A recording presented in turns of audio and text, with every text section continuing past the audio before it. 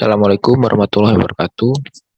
Kami dari kelompok 6 akan mempresentasikan hasil jawaban UTS kami yang beranggotakan Bima Yuda Putra, kemudian ada Brian Givari Aji, Dwi Chandra Aditya Sondawa, Fairuz Sakilani Dika, dan Faudin Cahya Wijanarko.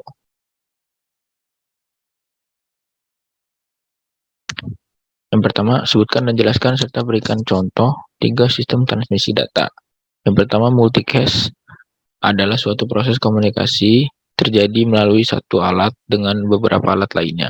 Dalam proses ini, masing-masing alat atau media yang terhubung dalam berkomunikasi menggunakan alat yang menghubunginya. Contohnya adalah server yang digunakan untuk mengakses internet. Server tersebut mampu melayani beberapa komputer yang terhubung dengan media, dan dalam proses ini komputer dihubungi maupun memberikan respon balik terhadap server tersebut. Kemudian ada broadcast, adalah proses dalam mengirim data atau informasi dari satu alat ke alat lainnya. Dalam proses ini, alat yang menerima informasi tidak bisa memberikan respon balik terhadap alat mengirim data atau informasi. Contohnya pemancar radio, pemancar televisi, serta mengirim email menggunakan mailing list. Yang ketiga, unicast merupakan kontak informasi yang terjadi pada suatu alat dengan satu alat lainnya. Contohnya, sewaktu menggunakan telepon, ketika salah satu telepon digunakan untuk menghubungi salah satu telepon yang lain, maka selain kedua telepon yang berhubungan tersebut tidak dapat menghubungi salah satu dari telepon yang sedang terkoneksi atau terhubung tersebut. Selanjutnya akan dijelaskan oleh rekan saya.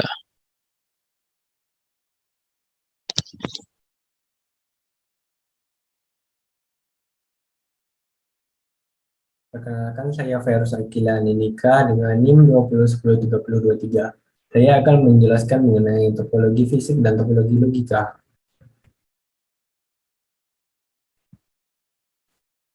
Yang pertama ada topologi bus, topologi star, topologi ring, topologi extended star, topologi hierarchical, topologi mesh, ethernet, dan token ring.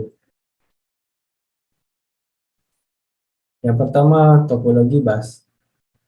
Topologi bus atau topologi backbone adalah topologi jaringan dengan membentangkan kabel koaksial memanjang dengan kedua ujungnya ditutup, di mana sepanjang kabel terdapat node, kemudian perangkat jaringan dan komputer dihubungkan pada kabel tersebut menggunakan T-connector. Ciri-ciri topologi bus: teknologi lama yang umum digunakan karena sederhana dalam instalasi, tidak butuh peralatan aktif dalam menghubungkan komputer, menggunakan konektor BNC-TPT. Pada ujung kabel dipasangkan konektor 50 ohm, diperlukan energi besar untuk jarak yang cukup jauh, discontinuous support. Yang kedua adalah topologi star. Topologi star atau bintang adalah topologi jaringan yang menyerupai bentuk bintang dengan node di tengah sebuah alat konsentrator, hub switch, sebagai pusat dihubungkan ke setiap stasiun atau komputer. Ciri-ciri topologi star atau bintang: akses kontrol terpusat, terminal pusat bertindak sebagai pengatur dan juga pengendali komunikasi yang terjadi. Terminal yang lain melakukan komunikasi melalui terminal pusat. Menggunakan alat konsentrator, hub switch atau MAU atau multi access unit. Yang ketiga ada topologi ring.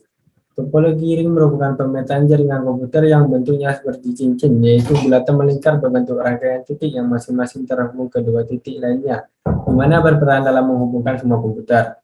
Ciri-ciri topologi ring: setiap terminal dalam topologi jaringan ring ada repeater yang mampu melakukan 3 fungsi, yaitu penyelipan data, yaitu proses data dimasukkan dalam saluran transmisi, penerimaan data, yaitu proses data dimasukkan ke dalam saluran transmisi, penerimaan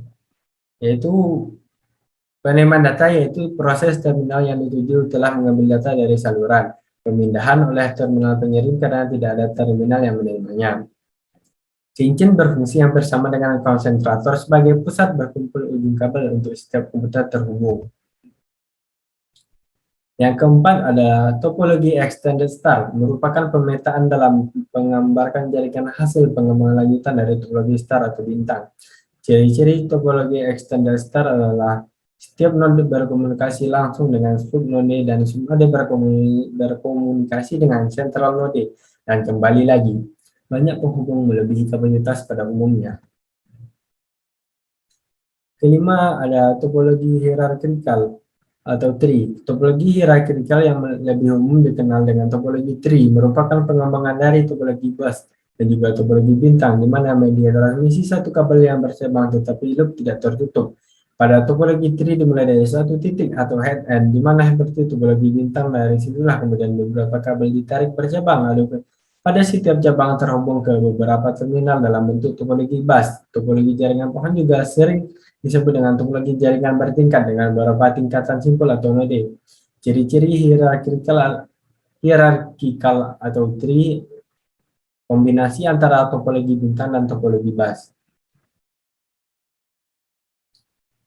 Selanjutnya adalah topologi mesh. Topologi mesh adalah gambaran hubungan langsung antara perangkat satu dengan perangkat lainnya, di mana dibangun dengan memasang link antara station-station. Topologi mesh merupakan topologi yang tidak beraturan dan tidak memiliki aturan dalam koneksinya. Ciri-ciri topologi mesh. Pertama, perangkat berkomunikasi langsung dengan perangkat yang dituju atau dedicated link. Kedua, tidak adanya perencanaan awal ketika membangun suatu jaringan komputer. Ketujuh, Ethernet. Ethernet sekarang ini paling banyak digunakan oleh seluruh umat manusia. Ethernet menggunakan metode akses yang disebut CSMA atau CD. Carrier Sense Multiple Access atau Collision Detection. Sistem ini dapat memperhatikan setiap komputer ke dalam kabel dari network sebelum menurunkan data ke dalamnya.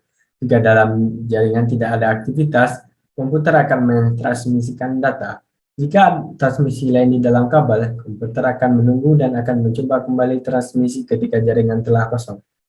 Jika ada dua buah komputer melakukan transmisi pada saat bersamaan, maka komputer akan mundur dan akan menunggu kesempatan secara acak untuk mentransmisikan data kembali. Metode ini disebut dengan koalisi, dan tidak akan berpengaruh pada kecepatan transmisi dari network.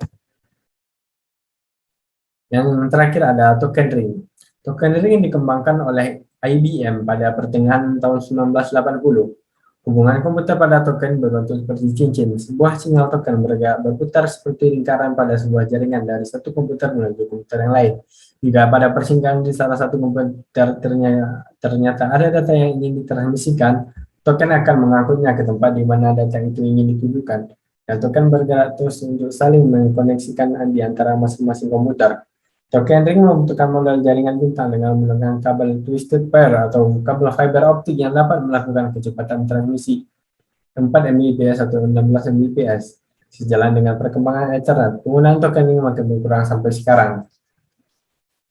Baik, itu saja penjelasan mengenai topologi jaringan. Selanjutnya akan dijelaskan oleh teman saya selanjutnya.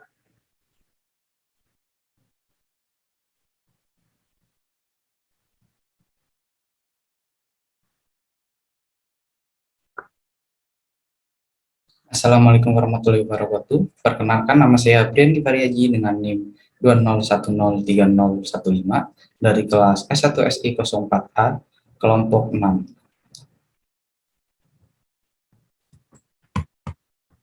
Di sini saya akan menjelaskan tentang three-way handshake. Untuk yang pertama, three-way handshake merupakan sebuah mekanisme yang diterapkan dalam TCP atau IP untuk memastikan paket data dapat terkirim dengan baik antara host atau klien dan server lokal. Ini adalah sebuah metode 3 langkah yang membutuhkan baik klien dan server untuk bertukar SCN dan ACK atau sebuah pengakuan paket sebelum komunikasi data aktual dimulai. Urutan sesi koneksi pada proses three-way handshake adalah sebagai berikut. Yang pertama ada SCN, yang kedua ada SCN dan ACK, yang ketiga ada ACK. Tujuan dari three-way handshake sendiri adalah untuk agar dapat melakukan sinkronisasi terhadap nomor urut dan nomor acknowledgement yang dikirim oleh kedua pihak yang saling bertukar ukuran TCP Windows. Cara kerja three-way handshake.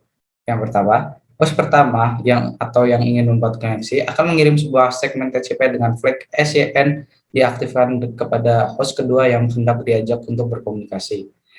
Host kedua akan meresponnya dengan mengirim segmen dengan acknowledgement dan juga SCN kepada host pertama. Dan terakhir, host pertama selanjutnya akan mulai saling bertukar data dengan host kedua.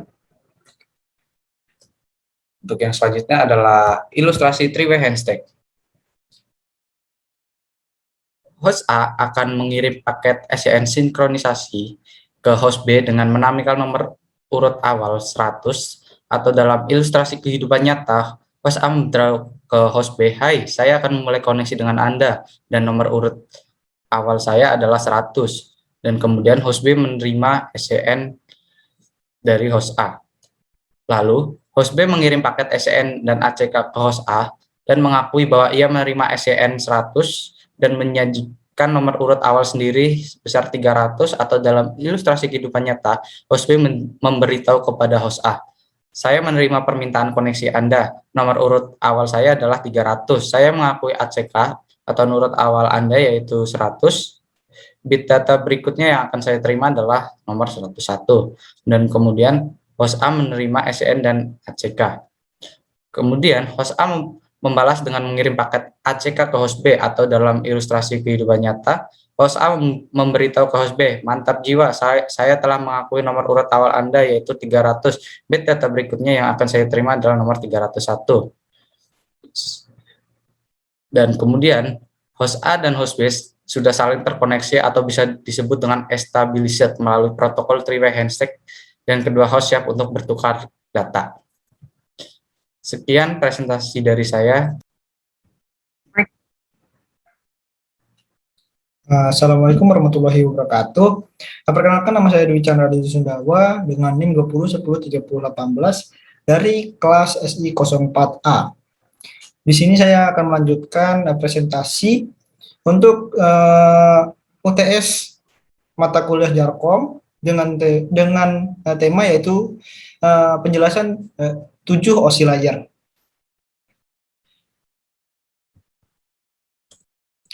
Baik, yang pertama itu application layer. Lapisan aplikasi merupakan lapisan paling atas. Lapisan ini menyediakan antarmuka atau penghubung antara aplikasi yang digunakan untuk berkomunikasi, berfungsi mengatur bagaimana aplikasi dapat mengakses jaringan, membuat pesan-pesan kesalahan. Lapisan ini berupa program aplikasi di mana user dapat memasukkan data yang akan dikirim melalui jaringan. Contoh protokol pada lapisan ini FTP, Telnet, SMPTP, HTTP, POP3, dan NFC. Yang kedua itu presentation layer. Lapisan ini berfungsi untuk menetralisasikan atau encoding data yang hendak ditransmisikan oleh aplikasi ke dalam format yang dapat ditransmisikan melalui jaringan. Selain itu, lapisan ini juga menyediakan mekanisme kompresi, dekompresi, enkripsi, dan dekripsi. Yang ketiga, session layer. Lapisan ini berfungsi untuk mendefinisikan bagaimana koneksi dimulai, dipelihara, dan diakhiri. Protokol pada layer ini contohnya NetBIOS, NetBIOS, ADSP atau Applied Data Stream Protocol, PAP atau Printer Access Protocol. Yang keempat, transport layer, memberikan layanan pengiriman data. Yang pertama melakukan segmen data, yang kedua melakukan koneksi end-to-end atau alamat port, yang ketiga mengirimkan segmen dari satu host ke host yang lain, yang keempat memastikan reliabilitas data. Contoh protokol pada layar ini TCP atau TCP, UDP, SPX. Yang kelima, network layer, berfungsi untuk mendefinisikan alamat IP sebagai identitas perangkat. Pada layar ini dilakukan proses deteksi error dan transmisi ulang data-data yang error. Protokol yang digunakan pada layar ini IP dan IPX. Yang keenam, data link layer, berfungsi untuk menentukan bagaimana bit-bit data dikelompokkan menjadi format yang disebut dengan frame. Pada layar ini terdapat error correction, flow control, pengalamatan perangkat keras atau MAC address sebagai identitas NEC atau Network Interface Card. Contoh protokol pada layar ini Ethernet, token bus, token ring, dan domain priority.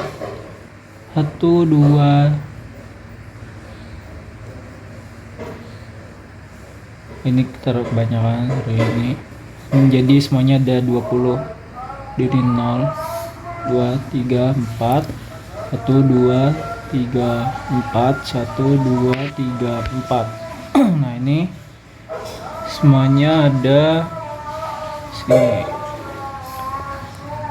Kemudian setelah ini kita ubah bilangan ini menjadi biner juga. 193 kita ubah dulu. 193 dikurangi 128 menjadi 8 65 64 110 berarti 1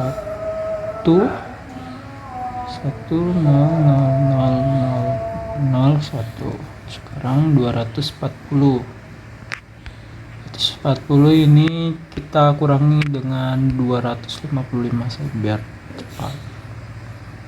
155 ini jadi dikurangi jadi 5 ini jadi 15 kemudian dikurangi 8 7 4 3 1 1 0 berarti yang ini 1 kemudian ini 0 32 16 64 32 16 salah menjadi 1 berarti ya salah. 64 32 16 kemudian 8 berarti 0 8 4 2 1 0 seperti ini. Kemudian 114 dikurangi 64 0 50 32 jadi 18 16 2 kurang 2 0 berarti di 0 kemudian 41 32 16 0 0 1 0 kemudian 10 berarti 0 0 0 0 1 0 1 0 kemudian ini kita n-kan satu ini dengan hasil binari dari 193 jika 111 di n-kan dengan bilangan lain hasilnya adalah bilangan itu sendiri berarti ini 1 1 0 0 0 0 1 ini 1 1 1 2 3 4 ini juga sama dengan bilangan itu sendiri 1 1 Dan jika 00 di n-kan dengan bilangan lain, hasilnya akan 0. 3, 4, 1, 2, 3, 4. Nah, kemudian untuk yang ini kita jadiin desimal untuk mendapatkan nilai net mass-nya.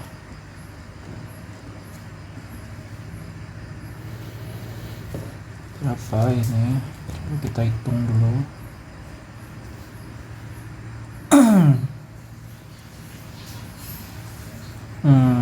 Sebentar. Berarti 255. Kemudian ini berarti 128 ditambah 64 12 92, kemudian ini 32 4 10 24 ditambah dengan 16 40 255 240 0. Ini net mass-nya. Kemudian untuk hasil yang di n-kan tadi kita ubah menjadi desimal untuk mendapatkan network ID-nya. Jadi ini menjadi 193 240 114 dan 0. Dan kita cari yang tadi 255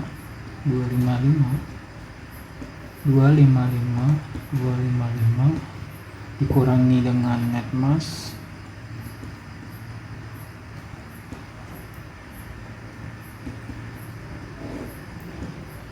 di 255 menjadi 15 0, kemudian ditambahkan dengan network ID terus 14 0. Jadi 193 240 ini menjadi 129 jadi 255. Hasilnya ini akan menjadi broadcast ID-nya. Langkah selanjutnya kita akan mencari host awal. Untuk menentukannya, kita harus menghitung network ID ditambah 1. Network ID-nya tadi yang 193 ini.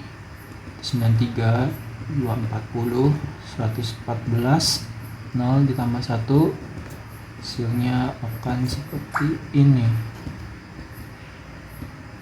Kemudian host akhir, cara mendapatkannya broadcast ID dikurangi 1. Broadcast ID-nya yang ini, jadi 193 240 129 255 dikurangi 1, hasilnya adalah 193 240 129 254. Kemudian kita cari banyak host. Rumusnya yaitu 2 pangkat Y minus 2. 2Y ini dari 32 dikurangi X. X-nya itu tadi yang prefixnya ini. Terus dikurangi 2 pangkat 32 dikurangi prefixnya 20 dikurangi 20 kurang 2 berarti 2 pangkat 12. Oke, kurangi 2 pangkat 12 yaitu 4096 dikurangi 2 sama dengan 4094, dan ini adalah host yang dibutuhkan jika prefixnya 20. Ya, seperti itu kurang lebih. Demikian hasil perhitungan IP address ini, kurang lebihnya mohon maaf. Nama saya Fodin Cahaya Wijanarko. Assalamualaikum warahmatullahi wabarakatuh.